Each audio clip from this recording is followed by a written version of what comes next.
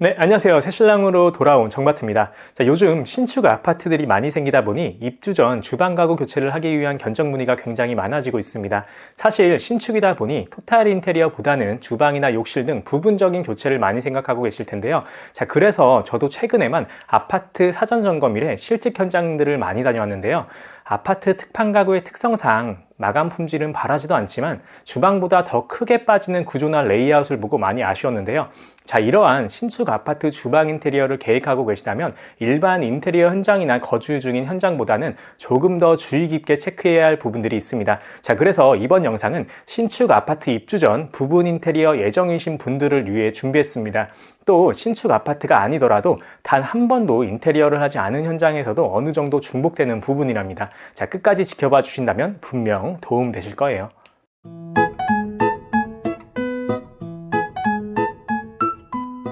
자, 오늘은 앞서 말씀드린 것처럼 신축 아파트 주방 교체 시 주의해야 할 3가지를 말씀드리고 마지막으로는 실제 현장 사진을 보면서 체크해보는 영상을 준비해봤습니다. 실제로 이사하는 날이 신규 아파트에 입주 가능일로부터 한두 달 정도의 여유가 있다면 보다 더 여유 있게 공사할 수 있겠지만 많은 분들이 바로 입주하시거나 1, 2주의 여유 기간을 두고 입주하고 계신데요. 자, 그래서 첫 번째는 최소 사전 점검일 2주 전에는 주방 가구 업체와 미팅을 시작하셔야 합니다. 자, 발품 파시면서 리바트, 한샘, LX, NX 등의 브랜드 간 그리고 비브랜드 간의 업체도 비교해 보시고요. 비교가 되었다면 해당 담당자의 일정을 조율해서 사전 점검일에 현장 실측 방문을 꼭 해야 합니다. 자, 지금 말씀드리는 사전 점검일 현장 실측 미팅이 가장 중요한 부분인데요. 자, 왜냐하면 사전 점검일 이후 특별한 상황으로 인해 별도의 공지가 없을 경우에는 아무나 출입할 수가 없기 때문에 이 사전 점검일이 처음이자 마지막 실측이라고 생각하시면 될 것 같습니다.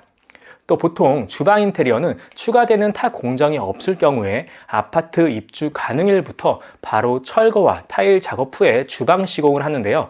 또 주방 가구는 주문 제작이 대부분이기 때문에 하루 이틀 전에 발주 수정이 굉장히 어렵습니다. 자, 그렇기 때문에 사전 점검일에 진행하는 실측 미팅이 굉장히 중요하답니다.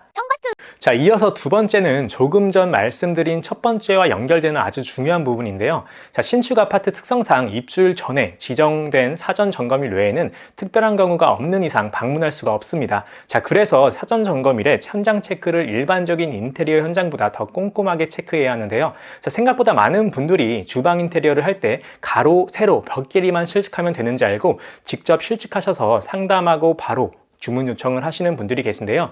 자, 이 부분은 붙박이장이나 침대, 소파와 같은 가정용 가구와 냉장고나 세탁기와 같은 가정기기에서는 당연히 가능합니다. 자, 쉽게 설명드리자면 인테리어라는 큰 카테고리 안에 있는 작은 인테리어라고 생각하시면 되는데요. 자, 그래서 아무리 간단한 현장이라고 해도 주방 전문가가 꼭 가서 실측하고 현장 체크를 해야 합니다. 담당자들이 물론 알아서 현장 체크를 하겠지만 담당자의 역량에 따라서도 달라질 수 있기 때문에 어떤 것들을 살펴봐야 하는지 말씀드리겠습니다. 자, 우선 주방 가구는 수직 수평이 굉장히 중요한데요. 그래서 자칫 잘못하면 1mm의 틈도 거슬리는 시공이 될 수가 있기 때문에 저와 같은 가구쟁이들은 1mm 단위로 정확하게 실측을 한답니다. 자, 그래서 정확한 실측은 기본이겠죠. 또 신축 아파트는 일반적으로 주방 가구를 먼저 설치하고 나서 마루나 대리석 등의 바닥재 시공을 하는데요. 자, 그래서 주방 가구 하부 걸레바지 안쪽으로는 바닥재가 안 깔려 있습니다. 자, 이럴 경우 발생하는 문제가 뭐냐면 요즘 짓는 아파트들은 30평대 이상 평수라면 대부분 아일랜드형 주방 구조를 가지고 있기 때문에 아일랜드 하부에도 바닥재가 없다는 것도 미리 체크하셔야 하고요. 또 냉장고장들 사이에 있는 판넬 마감재 하부에도 바닥재가 없기 때문에 이런 미세한 부분들도 체크하셔야겠죠. 자, 쉽게 설명드리면 바닥 위에 올라가 있는 마감재를 포함한 모든 가구들의 밑에는 바닥재가 없다고 생각하시면 됩니다. 자, 이때 한 가지 팁을 드리자면 기존 주방을 철거한 이후나 주방 인테리어 후에 신규 아파트 담당 관리자에게 문의를 하셔서 마루나 대리석 등의 바닥재 보수 요청을 하시든 동일한 자재를 소량만 요청하시면 된답니다. 또 기본적으로 있는 가스쿡탑에서 인덕션으로 교체도 많이 하시는데요. 자, 이때는 인테리어 디자인이나 레이아웃에 따라서 달라지겠지만 미관상 보기 안 좋은 가스 배관도 철거 요청을 하셔야 합니다. 자, 가스 작업은 가스 자격증이 있는 전문가가 작업해야 하기 때문에 해당 지역의 도시가스로 연락하셔서 일정 예약을 미리 하셔야 하는데요. 자, 이때 주의할 점은 반드시 주방 타일 작업 전에 가스관이 철거돼 있어야 합니다. 또 주방 벽 타일이나 전기선의 위치를 체크하는 것도 당연한 거겠죠? 자, 마지막 세 번째는 예나 지금이나 유행하는 대면형 주방으로의 변신입니다. 자, 대면형 주방이라고 하면 아일랜드의 개수대나 가열대 혹은 개수대와 가열대가 둘 다 있는 형태의 레이아웃을 말하는데요. 자, 그냥 바로 결론부터 말씀드리자면 대면형 주방을 원하신다면 개수대를 놓기보다는 가열대를 놓는 대면형 주방을 추천드립니다. 자, 왜냐하면 기존에 있는 개수대 하부에는 수도와 배수 설비 그리고 분배기가 있는데요. 자, 아일랜드의 개수대를 놓기 위해서는 설비의 이설 작업이 필요하겠죠. 자, 하지만 이 이설 작업이 바닥을 까내야 하는 작업이기 때문에 쉽지만은 않습니다. 또 기존 난방 배관을 건드릴 수 있는 위험 요소가 있기 때문에 토탈 인테리어를 할 때도 난방 배관 교체를 하지 않는 이상은 업체들도 부담 가질 수밖에 없는 작업이기도 합니다. 자, 더군다나 신규 아파트이기 때문에 바닥재를 까내야 하는 작업을 굳이 추천드리지 않습니다. 자, 물론 가까운 거리라면 어느 정도 옮길 수 있기는 하나 하자의 위험이나 공간의 활용성이 좋지 않기 때문에 별도로 말씀드리진 않겠습니다. 자, 제가 대면형 주방을 원하신다면 아일랜드에 가열대가 있는 대면형 주방을 추천드린다고 말씀드렸는데요. 자, 가열대가 있는 대면형 주방이라고 하면 후드도 같이 따라와야 하는데요. 자, 요즘 후드는 기능과 성능에 따라 종류가 많은데 저 개인적으로는 아일랜드 후드는 탄소 필터형을 추천드립니다.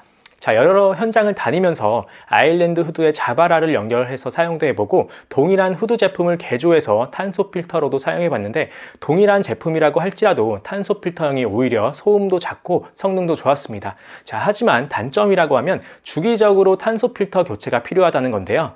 요즘 새로 나오는 후드들은 탄소 필터 교체 주기가 3년까지도 간다고 하니까 사용하기에도 부담이 없습니다. 자, 일반적인 보급형 탄소 필터 후드는 권장 주기 교체가 약 6개월 정도인 점 참고 바랍니다.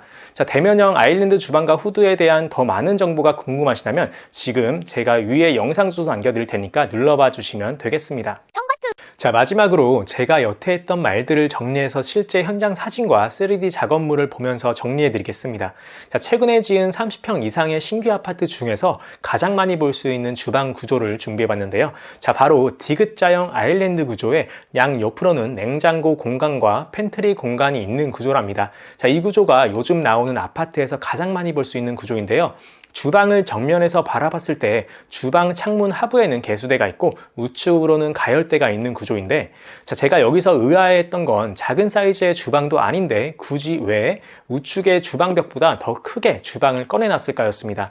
자, 그래서 지금은 현장 체크해야 할 부분을 사진으로 먼저 체크해보고 그 뒤에 수정 레이아웃을 보겠습니다.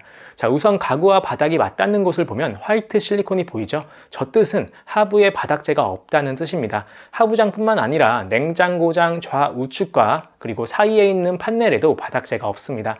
자, 제가 바꿔볼 레이아웃은 디귿자형이 아닌 이런 11자형의 대면형 아일랜드 구조인데요. 주방을 정면에서 바라봤을 때 기준으로 우측 벽에 있던 기존 장들은 새로 바뀌는 레이아웃에서는 없기 때문에 바닥재가 추가로 보수 진행돼야 할 거고요. 또 가스 쿡탑도 아닌 인덕션으로 교체했고 위치도 기존 우측 벽에서 아일랜드로 이동시켰기 때문에 가스 배관은 필요치 않기 때문에 철거해야 합니다. 또 상부장도 상부가 떠있는 플랩장으로 변경할 예정이기 때문에 가스 배관을 그냥 막는 것이 아닌 아예 배관 자체를 철거해야겠죠? 자, 그리고 주방 후드 자바라가 천장에서 내려오고 있는데 변경된 후드는 탄소 필터형을 사용하고 있습니다. 또 위치도 다르기 때문에 저 자리는 자바라 구멍을 가리기 위해 도배 보수가 필요합니다. 또 기존 아일랜드의 사이즈가 우측벽 길이보다 더 크게 튀어나와 있었고 변경된 레이아웃은 우측벽 사이즈에 맞춰서 아일랜드 위치를 조정했기 때문에 기존 우측벽보다 튀어나온 사이즈만큼 바닥재 보수가 필요합니다. 또 냉장고장 사이에 있는 판넬 하부에도 18mm가량 바닥재가 없는데요. 어차피 변경된 레이아웃에서도 그 자리에 냉장고를 넣을 거기 때문에 잘 안 보일 수도 있겠지만 냉장고까지 설치하고 나서 눈에 띄게 보인다면 이 부분 역시 바닥재 보수가 필요하겠죠. 또 지금 새로운 레이아웃에서는 수입 인덕션과 다운드래프트 후드를 사용했기 때문에 별도의 단독 전기 배선 작업이 필요하고 위험을 방지하기 위해선 차단기가 달린 전기 단독 배선이 필요합니다.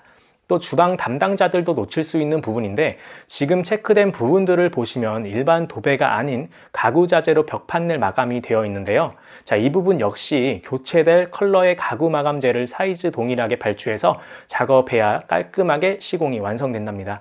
자, 그리고 주방 타일은 당연히 들어가야겠죠. 또 마지막으로 신규 아파트에 설치된 주방 상판이 엔지니어드 스톤으로 사용이 됐다며 버리기 아깝다고 재사용해달라는 분들도 계신데요. 자, 물론 재사용할 수 있습니다. 하지만 레이아웃 변경 없이 구조 그대로 들어가야 합니다. 자, 이유는 인조 대리석과는 달리 엔지니어드 스톤은 현장에서 접합이 안 되기 때문에 상판 사이사이에 이음매가 발생이 되는데, 레이아웃 변경을 해버린다면 그 상판은 조각조각 이음매가 남을 수밖에 없습니다. 또 이런저런 여러 가지 이유가 있지만 레이아웃 변경하면서 상판을 재사용하기란 사실상 불가능에 가깝습니다. 자, 이렇게 제가 앞서 설명한 것들을 가지고 실제 현장 사진과 수정된 3D 이미지를 가지고 간단하게 체크해 봤는데요. 자, 물론 이 밖에도 점검해야 될 부분이 여러 군데 더 있지만 영상이 루즈해질까봐 간단하게 핵심만 추려서 설명해 드렸습니다. 자, 요즘에는 라이프 스타일도 많이 달라졌기 때문에 이사갈 신규 아파트 주방 인테리어가 마음에 안 든다면 이사 전에 교체하시길 추천드립니다. 자, 이사 후에는 부분 인테리어 하려고 마음먹는 게 쉽지 않기 때문에 빈집 상태에서 고치고 들어가시길 바랍니다. 자, 그럼 다음 영상에서 인사드리겠습니다. 이상 정바트였습니다. 감사합니다. 안녕.